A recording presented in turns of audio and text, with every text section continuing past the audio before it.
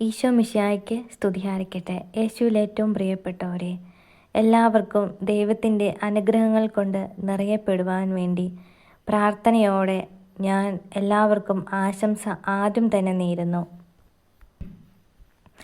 ഇന്ന് നമ്മൾ ചിന്തിക്കാൻ പോകുന്നത് വളരെയേറെ ഗൗരവമേറിയ ഒരു വിഷയമാണ്. പാപികളോട് ക്ഷമിക്കണോ അതോ അവരെ കുറ്റപ്പെടുത്തണോ എന്നതാണ് ഇന്നത്തെ എൻ്റെ വിഷയം. മറ്റുള്ളവരുടെ കുറ്റങ്ങളും കുറവുകളും ചൂണ്ടിക്കാണിക്കാനായിട്ട് നമ്മളൊക്കെ ഏറെ മുന്നിലാണ്. എന്നാൽ കർത്താവ് എന്താണ് ഇക്കാര്യത്തിൽ നമ്മളോട് പറയാൻ ആഗ്രഹിക്കുന്നതെന്ന് നമുക്ക് നോക്കാലോ. യോഹന്നാൻ്റെ സുവിശേഷം 8-ാമത്തെ അധ്യായം 1 മുതൽ 11 വരെയുള്ള തിരുവചനങ്ങൾ. ഒരു സ്ത്രീ പാപത്തിൽ പിടിക്കപ്പെട്ടു. ജനങ്ങൾ അവളെ കല്ലെറിഞ്ഞു കൊല്ലാനായിട്ട് കൊണ്ടുവരികയാണ്. യേശുവിൻ്റെ അരികിലേക്കാണ് കൊണ്ടുവരുന്നത്. എന്നാൽ യേശു പറഞ്ഞു, നിങ്ങളിൽ പാപമില്ലാത്തവർ അവളെ കല്ലെറിയട്ടെ എന്ന്. എന്നാൽ വന്നവരാരും തന്നെ അവളെ കല്ലെറിഞ്ഞില്ല. പകരം അവരുടെ കൈകളിലുണ്ടായിരുന്ന കല്ലുകൾ താഴെയിട്ട് അവർ പറയുന്ന സമയം കൊണ്ട് തിരിച്ചു പോവുകയാണ് ചെയ്തത്. നേരെ തിരിഞ്ഞ് കർത്താവ് അവളോട് പറഞ്ഞു, മേലിൽ പാപം ചെയ്യരുത് എന്ന്. ഇതാണ് നമ്മുടെ കർത്താവ്. കാരണം കുറ്റം ചുമത്താനോ അവിടെ തെറ്റ് തിരുത്താനോ അല്ല തമ്പുരാൻ ശ്രമിച്ചത്. ശാസിക്കാനോ ഒന്നിനും ദൈവം നിന്നില്ല. മറിച്ച് അവളോട് ക്ഷമിക്കുകയാണ് ചെയ്തത്. പാപം ചെയ്യരുത് എന്നൊരു കാര്യം കൂടി അവൾക്ക് ഒരു വലിയ മുൻഗണന കർത്താവ് കൊടുക്കുന്നതായിട്ട് നമുക്ക് കാണാനായിട്ട് സാധിക്കും. ദൈവം ക്ഷമയുടെ ദൈവമാണെന്ന് നമുക്കെല്ലാവർക്കും അറിയാവുന്നതാണ്. സങ്കീർത്തനം 103:8 പറയുന്നു, കരുണയുള്ളവനും ദീർഘക്ഷമയുള്ളവനുമാണ് കർത്താവെന്ന്. ദൈവം നമ്മുടെ പാപങ്ങളെ ഓർത്തു വയ്ക്കുന്നില്ല. മറിച്ച് അവൻ നമ്മളെ ഓരോരുത്തരെയും തിരികെ പാപത്തിൽ നിന്നും കൊണ്ടുവരാനാണ് ശ്രമിച്ചുകൊണ്ടേയിരിക്കുന്നത്. ഓർക്കുക, കുറ്റപ്പെടുത്തുന്നവരും പരിഹസിക്കുന്നവരും ദൈവ വഴിയെ പോകുന്നവരല്ല എന്ന് ചിന്തിക്കേണ്ടതാണ്. ബൈബിളിൽ വെളിപാട് 12:10 പറയുന്നു, സാത്താൻ സഹോദരന്മാരുടെ കുറ്റാരോപകനാണെന്ന്. അതുകൊണ്ട് മറ്റുള്ളവരെ കുത്തി നോവിക്കുന്നതും കുറ്റപ്പെടുത്തുന്നതും പരിഹസിക്കുന്നതുമായിട്ടുള്ള മനസ്സ് ദൈവത്തിൻ്റെ വഴിയെ സഞ്ചരിക്കുന്നതല്ല എന്ന് ചിന്തിക്കുക. ദൈവത്തിൻ്റെ വഴി സഹനവും കരുണയും പ്രാർത്ഥനയും സ്നേഹവും ക്ഷമയുമൊക്കെ നിറഞ്ഞതാണ്. ക്ഷമിക്കുന്നവനാണ് ദൈവത്തിൻ്റെ മകനും മകളും. മത്തായി 6:14. നിങ്ങൾ മറ്റുള്ളവരുടെ തെറ്റുകൾ ക്ഷമിച്ചാൽ നിങ്ങളുടെ തെറ്റുകൾ സ്വർഗസ്ഥനായ പിതാവ് ക്ഷമിക്കുമെന്ന് ഈ തിരുവചനത്തിലൂടെ നമുക്ക് മനസ്സിലാക്കാൻ സാധിക്കും. ക്ഷമിക്കുന്നത് ഒരു ദൗർബല്യമായി കാണരുത്. അത് നമ്മുടെ അവകാശം കൂടിയാണ്. അതിനുള്ളിൽ തന്നെ ദൈവികമായിട്ടുള്ള ശക്തി അടങ്ങിയിട്ടുണ്ടെന്ന് മനസ്സിലാക്കുക. നമ്മുടെ കുടുംബത്തിലോ സഭയിലോ സമൂഹത്തിലോ ഒരാൾ പാപം ചെയ്താൽ എന്താണ് നാം ആദ്യം ചെയ്യേണ്ടത്? സാധാരണ ഇങ്ങനെയുള്ള കാര്യങ്ങൾ കേൾക്കുമ്പോൾ തന്നെ നമ്മൾ അവരെ വിധിക്കുകയാണ് ചെയ്യുന്നത്. കല്ലെറിയാനായിട്ട് കല്ലെടുക്കും. എന്നാൽ കർത്താവ് നമ്മളോട് പറയുന്നത് അവനെ തള്ളിപ്പറയരുത് എന്നാണ്. നമ്മൾ പറയേണ്ടത് ഇത്ര മാത്രം: അവർക്ക് വേണ്ടി പ്രാർത്ഥിക്കുക.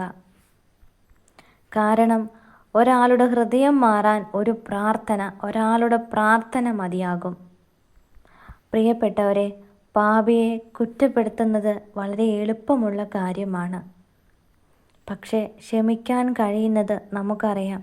എത്രമാത്രം നമ്മൾ ക്ഷമിക്കാൻ വേണ്ടി പരിശ്രമിച്ചാലും പലപ്പോഴും നമുക്കത് സാധിച്ചു കിട്ടാറില്ല. പക്ഷേ ഓർക്കുക, ക്ഷമിക്കുക എന്നുള്ളത് ദൈവത്തിൻ്റെ വഴിയാണ്. അത് സ്വർഗത്തിലേക്കുള്ള യേശുവിലേക്കുള്ള വഴിയാണ് എന്നത് ഓർമ്മ വയ്ക്കുക. മത്തായി 5:7 പറയുന്നുണ്ട്, ദയയുള്ളവർ ഭാഗ്യവാന്മാർ, അവർക്ക് ദയ ലഭിക്കുമെന്ന്. എൻ്റെ ഒരു ഉദാഹരണം ഞാൻ നിങ്ങളോട് പറയാൻ ആഗ്രഹിക്കുകയാണ്. ഞാൻ വിവാഹം കഴിച്ച് ചെന്ന വീടിൻ്റെ അടുത്തായിട്ട് ഒരു വ്യക്തി, ഏകദേശം ഞാൻ അവിടെ ചെല്ലുന്നതിന് മുൻപ് തന്നെ ഉണ്ടായ ഒരു സംഭവമാണ്. ആ വ്യക്തി വലിയൊരു പാപം ചെയ്തു. അദ്ദേഹത്തിനൊരു കുടുംബമുണ്ട്, ഭാര്യയുണ്ട്, മക്കളുണ്ട്. എൻ്റെ പ്രിയപ്പെട്ടവരെ, ആർക്കും പൊറുക്കാൻ പറ്റാത്ത ഒരു തെറ്റാണ് ആ വ്യക്തി ചെയ്തത്. ആരും ക്ഷമിക്കില്ലാത്ത ഒരു തെറ്റ്.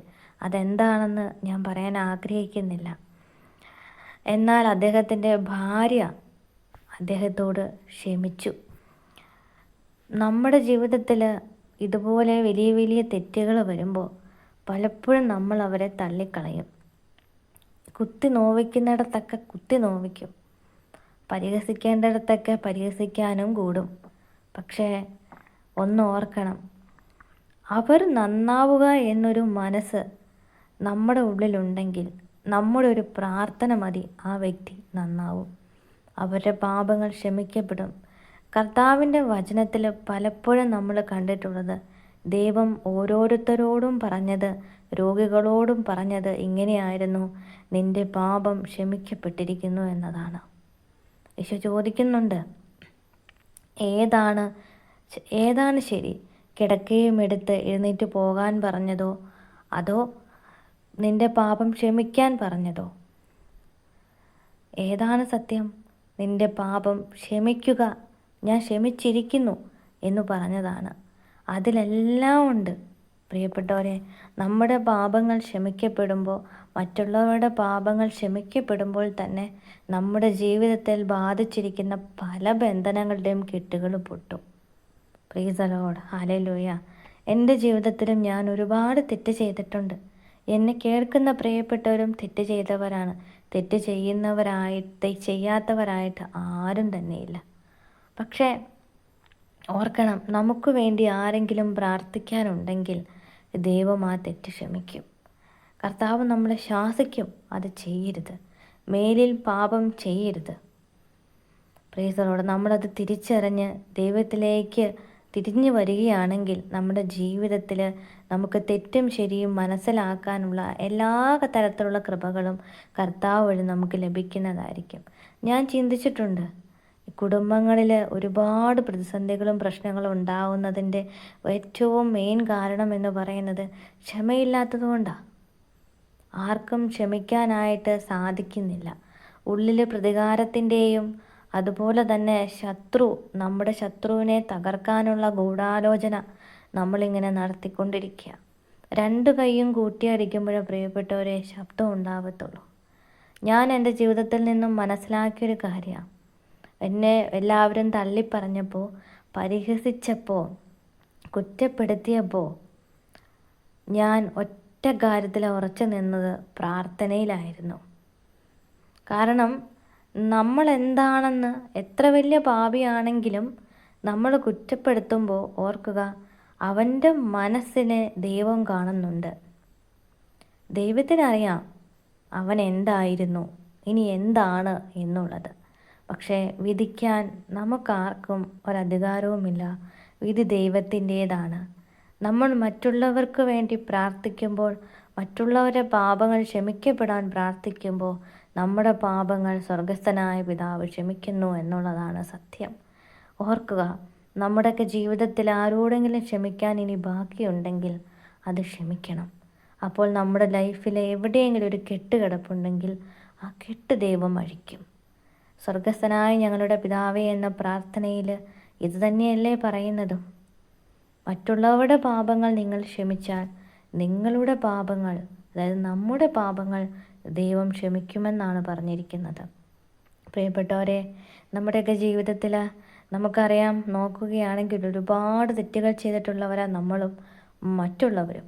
ഇന്നും ലോകത്തിൽ നിരവധി ഓരോ ദിവസവും കൊച്ചു കുട്ടികൾ തൊട്ടുള്ള കൊലപാതകങ്ങൾ, ലൈംഗികമായിട്ടുള്ള അതിക്രമങ്ങൾ, മാരകമായിട്ടുള്ള പാപങ്ങൾ വരെ പെരുകുമ്പോൾ നമ്മൾ അതിനെതിരെ വലിയ ശക്തമായിട്ടുള്ള ഒരു ആയുധമാണ് പ്രാർത്ഥന.